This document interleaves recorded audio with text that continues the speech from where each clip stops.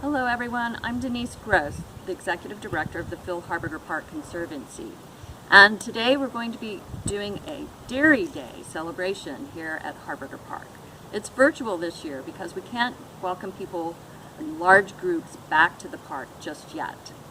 Today, Associate Director of the Conservancy, Teresa Shumaker, is going to show you how to spin wool. Welcome everyone. Today I want to show you about the ancient art of hand spinning fibers. You can hand spin all sorts of different fibers, whether it's an animal fiber like fur from a sheep or a goat, or even fur from rabbits or llamas, and plant material. Today what I have is some organic cotton that hasn't been fully cleaned yet, so it's got a little bit of sticks and stuff in there that's going to add some really neat texture to the yarn that I'm going to make. I want to tell you a little bit about the supplies that I have. I have some cards. These here are to take all the fibers and comb them one way. That way, when I start working with the drop spindle, I can grab the fibers and weave them into the yarn. This here is a drop spindle. Earliest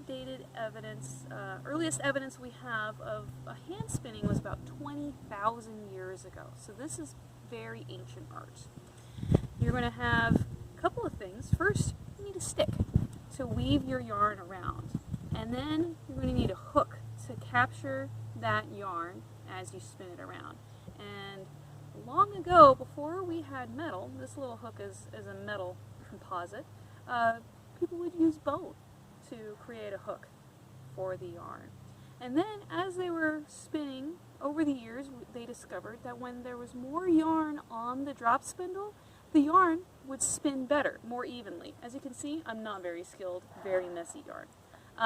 So they discovered this technique that was happening when you added more weight. So what they did was they added a drop whirl. This circle here adds some weight to the spinner, and it's evenly distributed because it's a circle. Alright, so now I want to show you how to spin some yarn. So first we're going to get, like I mentioned, the fibers all going in one direction with this card. And this is a fun activity that even small children can get involved with, because this part needs to happen frequently and doesn't take a lot of skill. You just brush in opposite directions. Makes kind of a mess, but it's also a lot of fun. So you can have a little tiny helper do this part, and you'll be all set. So what makes yarn strong and sturdy and keeps it from breaking is the length of the fiber, more so than how skilled you are at twisting it. That helps, but having short pieces of fiber next to each other, they're going to break. And that's okay if you break your yarn, because you're making it so you could just feather the end and keep on going. And even the pieces that you break off, you could put in here, brush them out, and reuse them. So when you've got your yarn wound around the hook and you're ready with a fuzzy end to add some fabric, you just grab from the card some pieces and try to keep them together and as long as possible. And then you're going to take this fuzzy end and mesh it with the other end, and then you're going to hold it tight, pinch it with your fingers, and then you're going to start spinning.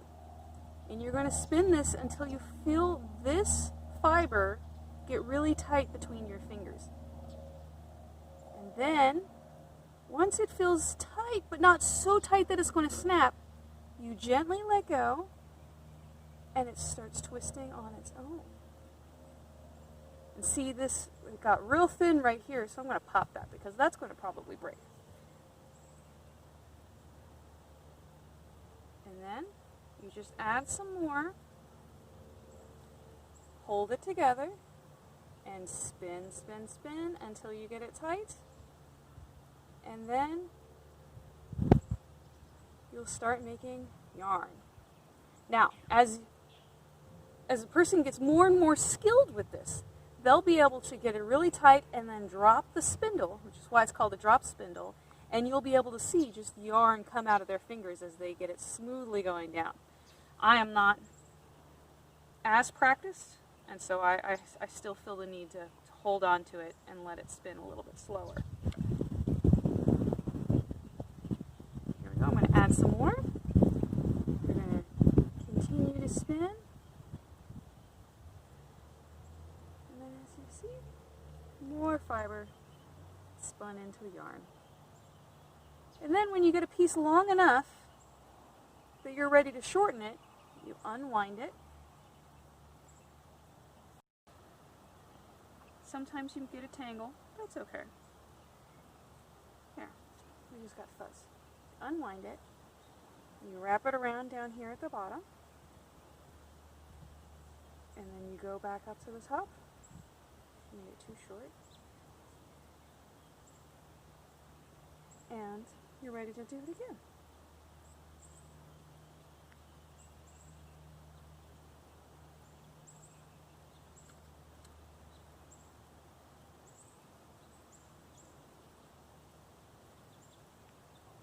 Earliest evidence shows that we have been using some form of drop spindle or hand spinning for the past 20,000 years. About 1,000 years ago, the spinning wheel was invented. And then, somewhere around the mid-1700s, yarn spinning, fabric, textile spinning became mechanized.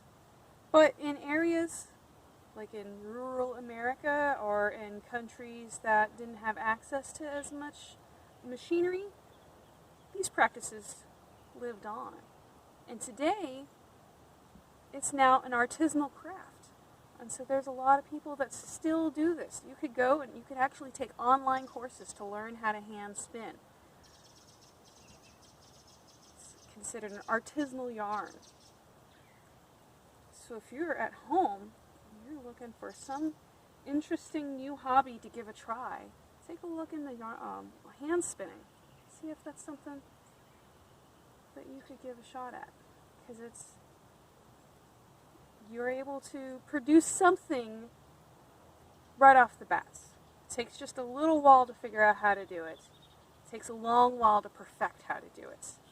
But even when you're learning and you're breaking things and it's uneven yarn, it's still something. You're still creating something, and that's really neat. And that is wool spinning.